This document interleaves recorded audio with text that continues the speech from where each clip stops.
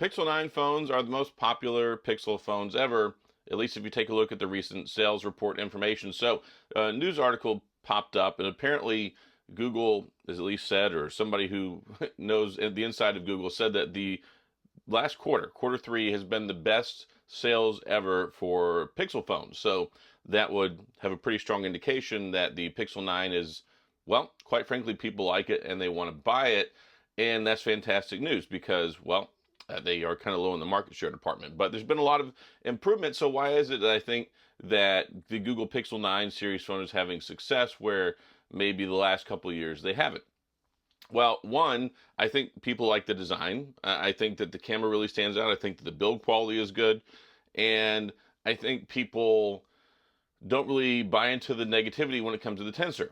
And I know that tech enthusiasts do, but the thing is I don't think that regular people do. And I really feel like there's this really strong double standard when you take a look at Apple and then you take a look at Google, because Apple can put a 60 hertz, like worst LCD panel I've seen in years and the iPad mini, and people are like, oh, it doesn't need it. It's fine. It's great. You don't need 120 hertz. And then you say, oh, Google has this new Tensor chip that they worked on with Samsung and customized and made for the phone. And like, oh, it's terrible. It's the worst processor ever. It's a budget. Like, the average consumer, we can admit, doesn't care. They don't care about Pixels. They don't care about the iPhone. They see something, they like it, they want change. And of course, people always love the cameras. And I think the cameras are good. And I think especially in the Pro Series, the new selfie camera they put is top notch. I've said this many times. I think that it's the best selfie camera that you can get in a phone right now. But that's just my opinion. Anyway, so yeah, they were saying that the sales numbers were the highest that they've ever been. And I think some of that also has to do with the fact that they launched the phone earlier and they beat Apple to the punch. And I was saying this for years. Years and years and years and years. I said they've got to get their phones out earlier because you want people to buy your phone, not your phone be an afterthought, right? So we know that Apple sells 80, 90 million phones a year. It's just what they do. And the Google Pixel phones sell in probably less than 10 million phones a year.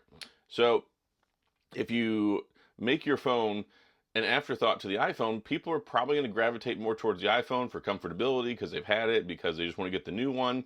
Well, when you put the new Google phone out and you put it out over a month in advance before the iPhone comes out, before people are really talking about it, before all that stuff, then people can really take a look at it, evaluate it on the merits, and be like, you know what?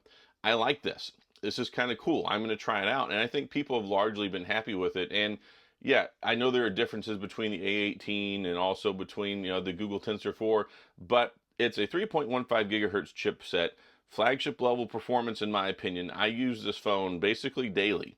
I've used it as one of the Pixel 9 phones daily since they came out. Never had a single issue. Like, it does everything I want to do. I've even been playing Alien Isolation on my phone. So like, I'm perfectly happy with the performance.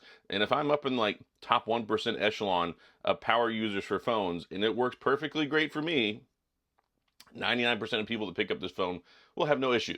So I think that we've made it past some of those things. I think that the initial concerns with the Pixels, I know, there was a lot of fanfare when the Pixel 6 came out. And then immediately a lot of that momentum was squashed because they had so many issues with the chip and the cell phone connectivity. And it was just, everybody jumped on the bandwagon because it was funny. The first week it came out, everyone was like, oh, Pixel 6 phone of the year. And then the next week it was like a completely different page of a story you didn't even expect. So it took some time to get out of that. So I think now that we're in the fourth generation of the Pixel phone, 7 years of support, fantastic cameras, and overwhelmingly, I think, good reviews. And even when I get in the comments, I make these videos, I talk about the Pixel phones, I get people in the comments. This is the best positive reaction I've had from my own viewers and fans since any of these Pixel phones has come out. Like, there are so many people like, I love it, I love it. I switched from the iPhone. I gave up my S24 Ultra. I gave up my S23 Ultra. I decided to give them a chance, and people really seem to like the experience. And of course, they're the only ones in the US out with Android 15 right now, and it's going to be that way for a little while because Samsung has already said, hey, we're not getting Android 15 until we launch One UI 7 in January. We're in October, folks. So that means for a while, Google is going to be king of the hill when it comes to the latest version of Android in the US. And then on top of that, I think Apple is helping push more customers to Google. Yes, Apple released a phone, and it's funny because you see all the ads. You still see the ads where they're talking about Apple Intelligence, and there's no Apple Intelligence.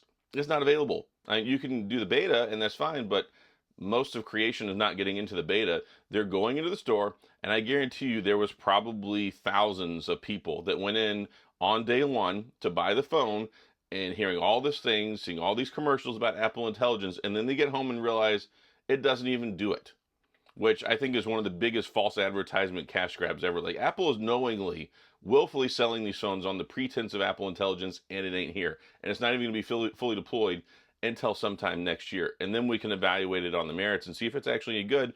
Whereas people pretty well know that Google's doing a good job in the AI department. So I think between increasing the support over the last 2 years, I think having a better reputation, better stability, better reviews over the last 2 years, and then also with, I mean, the marketing game has been pretty good too. So, I mean, I think there's a whole lot of things overwhelmingly that support this.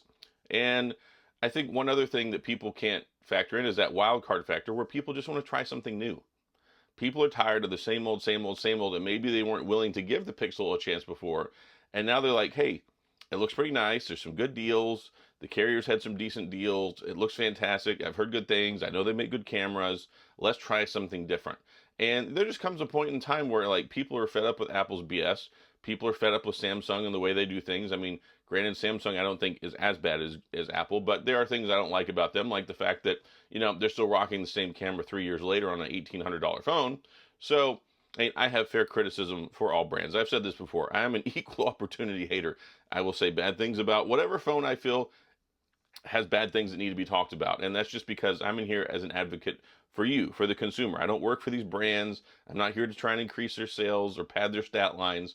I'm here to make sure you have the best information possible so you can make an informed decision about your phone. And it's just nice whenever something lines up. Yeah, of course I like the Pixel phones, but I'm well known, even among my own viewers, for, you know, I have negative things to say about them very often. Usually it's about how they do business, but that's usually how it is for most of the brands. Like, I don't like how Apple does business.